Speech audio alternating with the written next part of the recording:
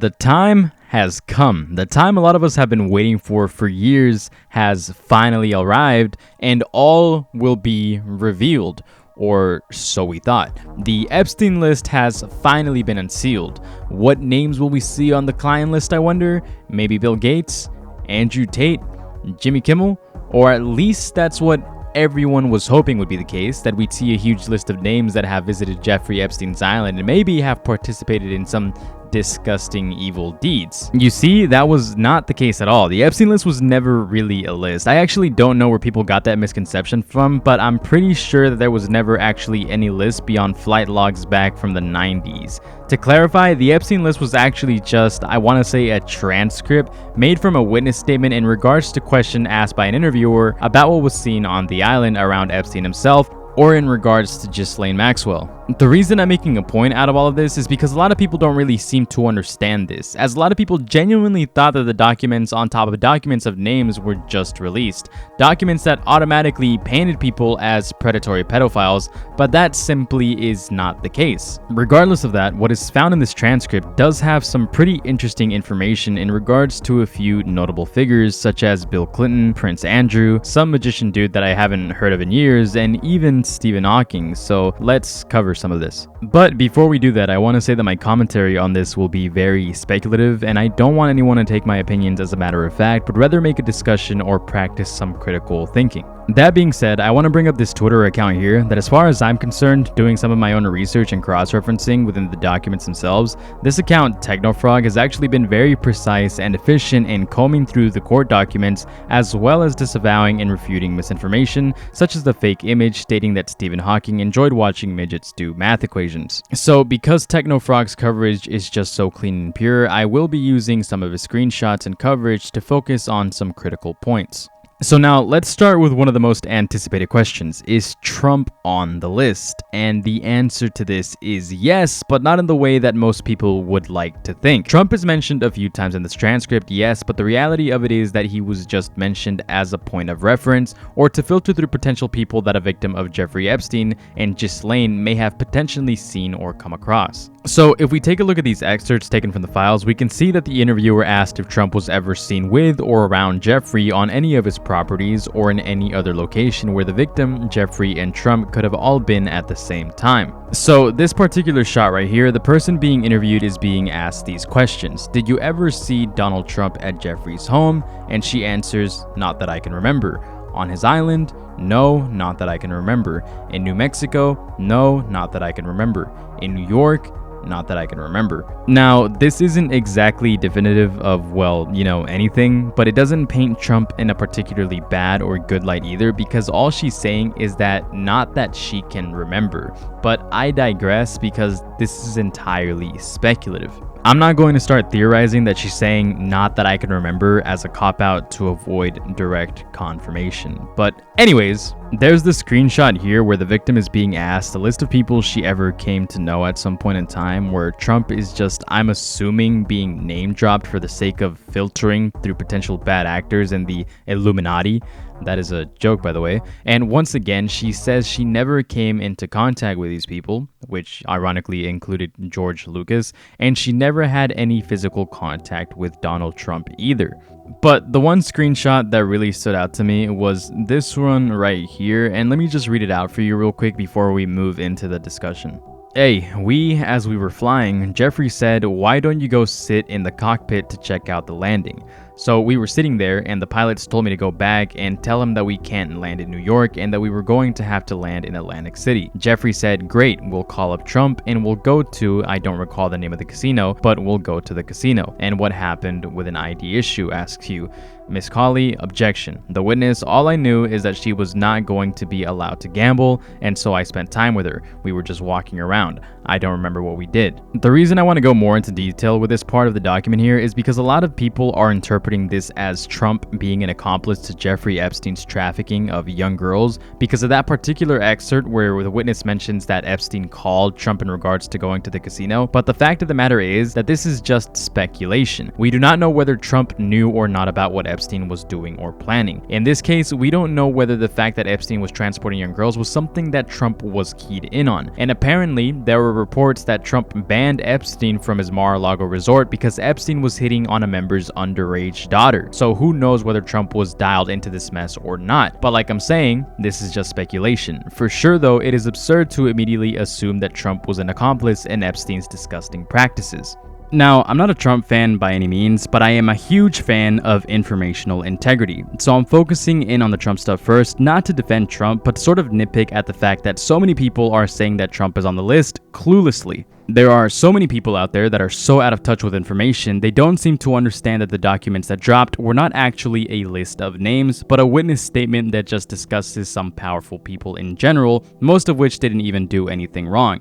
Well, aside from being associated with Epstein and Ghislaine. That being said, take that as you will. I'm not too interested in political flame wars. Now, moving on to the next information fuckfest, let's talk about Stephen Hawking. You may have seen this screenshot floating around stating that Stephen Hawking enjoyed watching two midgets struggle to do math equations on a chalkboard, and I'm sorry if you wanted that to be real because it would be so funny if it was, but I have to break the news and say that that screenshot was in fact fake. I mean, who would have thought, right? Who could have possibly came up with that conclusion? Anyways, there's a very real email found in the pool of all of these documents though in regards to Stephen Hawking, but it's honestly kind of confusing to me, so let me present it to you so that we can come to some conclusion. As you can see, this email is sent from Jeffrey E at, jevacation@gmail.com, and it was sent on Monday, January 12, 2015, 10:03 a.m., and the email reads as, "You can issue a reward to any of Virginia's friends," and if you don't know who Virginia is one of the victims of Jeffrey Epstein, one of the underage women now, I want to say, and it goes, "You can issue a reward to any of Virginia's friends, acquaintance, family that come forward and help prove her allegations are false. The strongest is the Clinton dinner, and the new version in the Virgin Islands that Stephen Hawking participated in an underage orgy." Now, I'm not too sure what to make of this. I remember watching Charlie's Moist Critical's stream, and he said something about that maybe he was looking for information to corroborate against false allegations in regards to the Clintons and Stephen Hawking, but reading over this a couple of times, I can see the logic, but the email is just so horribly worded, it's hard to make heads or tails. The wording of "help prove her allegations are false" is just incredibly confusing to me. I'm not too sure if they're trying to coerce her friends and family into making her an unreliable narrator, or if she actually was an unreliable narrator and proposed fake allegations and he needed proof against her. Again, this is just speculation, but on the chance that Stephen Hawking in fact did participate in something this heinous is probably incredibly heartbreaking for many people in the world. I know Stephen Hawking is a legend to a lot of people, but now he is going to be permanently painted as a monster in the hearts of those same individuals. Also, the last bit of misinformation that I want to cover before I get into TechnoFrog's coverage of these documents is the Jimmy Kimmel documents. There were some fake, made-up documents implicating Jimmy Kimmel as being an acquaintance of Epstein, but the fact of the matter is that this was all fake and people just slandered the absolute fuck out of him, claiming that he asked one of Epstein's girls to have sex with him. It's all absolute bullshit, the image is fake, and people just wanted to send bullshit to Jimmy and make his life hell. To be honest, I don't even know that much about Jimmy Kimmel at all. I don't even understand why I included him in my notes just now. Now to discuss TechnoFrog's coverage, and we'll start with the Bill Clinton tweets he made. TechnoFrog made a tweet saying, "The Jeffrey Epstein files have been unsealed, we have the documents. Here are the most important John Does. We start with Bill Clinton, John Doe number 36, whose deposition was essential to provide info on his relationship with Maxwell and Epstein." Then we see this second tweet right here saying, "Testimony from one witness. Q, did Jeffrey ever talk to you about Bill Clinton? A, he said one time that Clinton likes them young, referring to girls." And we can see the excerpt from the document right here. Q, let me back up. Do you know if Bill Clinton was a friend of Jeffrey Epstein? A, I knew he had dealings with Bill Clinton. I did not know they were friends until I read the Vanity Fair article about them going to Africa together. And that's where this statement is made right here, where she says he said one time that Clinton likes them young, referring to girls. Now, that could really just mean anything. But again, I'm not going to speculate on this because we kind of already know that Bill Clinton has always been a weird, creepy pervert. Then right here, there's allegations against Prince Andrew. Maxwell and Epstein put Prince Andrew's hand on minor's 17 years old breast as Andrew cupped the breast of another girl who wasn't a minor. As we can see here, Technofrog is being pretty nuanced and he's being pretty clear about the information, clarifying something that some people wouldn't understand, because some people would be quick to assume that the other person was a minor too, which is one reason that I actually respect Technofrog's coverage, because he's actually being clear in his coverage. The documents read as, "When you get back to the house, what happened? I walked into the front door and Ghislaine stuck her head over the grand staircase. She asked me to come upstairs into the living room.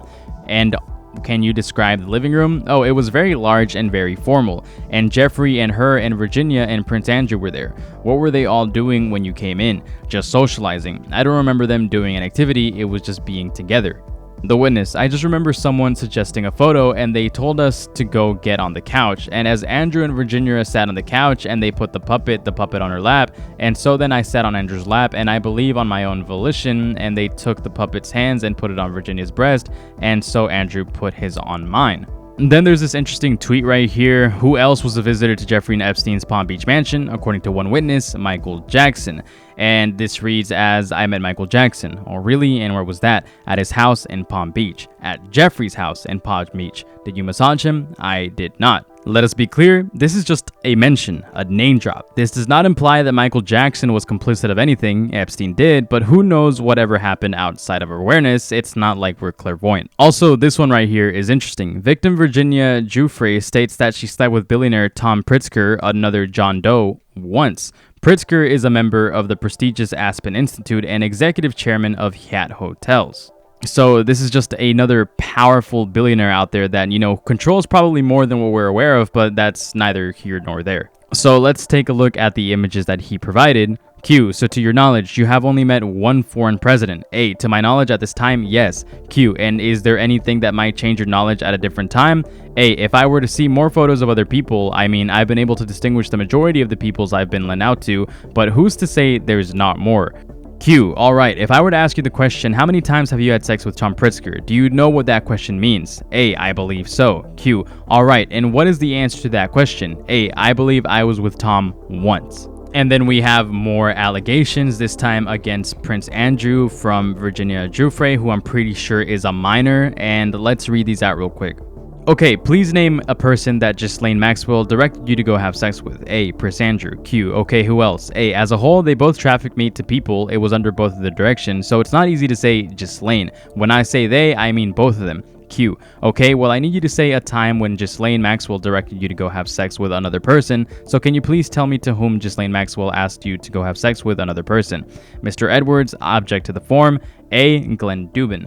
If you don't know who Glenn Dubin is, he's just another billionaire, another hedge fund manager, some dude who invests in the very high ranks, somebody that we're not going to have a lot of information on just because he's not that popular and not a lot of us document him that much. But another powerful billionaire nonetheless. And then we have this one about magician David Copperfield, who was apparently aware that these girls were actually used to find other girls. And the document here, again, it reads as, "And what happened at that dinner? If anything, he did some magic tricks. Did you observe David Copperfield to be a friend of Jeffrey Epstein's?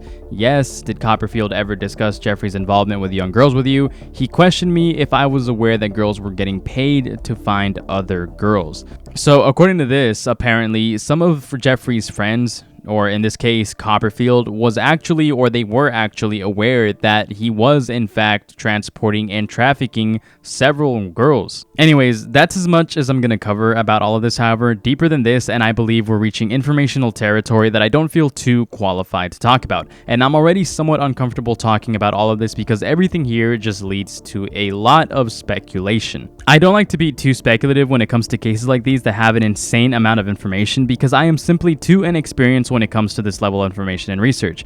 I wanted to get some things straight and clarify some misinformation that I have personally cross-referenced, but beyond this, there's talks about blackmail, prime ministers, etc., about people that I have personally not heard about or know too much about. That being said, I suggest you go read up on Technofrog's journalism and inform yourself and make your own opinions. Furthermore, I want to add that these documents are not necessarily incriminating of anyone or suggest, as most news outlets euphemize, euphemized, can that word even be used like that, or suggest anyone of any severe wrongdoing. Sure, there may be a couple of examples or a couple of things that you can take from all of this that sound absolutely horrible, but at the end of the day, like I keep saying, it's a lot of speculation, and we're not too sure whether these are just allegations or outright fact. That being said, there is no actual list. The closest thing that comes to this were the flight logs and Epstein's black book, but that does not insinuate anything or incriminate anyone. If you do some critical thinking, it's more than likely that Epstein just knew a bunch of people and offered or requested services, meetings, or other things that may have not had anything to do with his trafficking at all, but who are we to know? Personally, I don't think that a lot of the people in his logs or book were actually pedophiles or participated in the vile shit that he did, but it is questionable whether they knew what he was doing. There definitely seems to be a lot of clues to reference they did, but I can't say for sure. I'm not them. Anyways, do your due diligence, your own research, your own reading. That's all I got for today. Thanks for watching. Love you all. Later.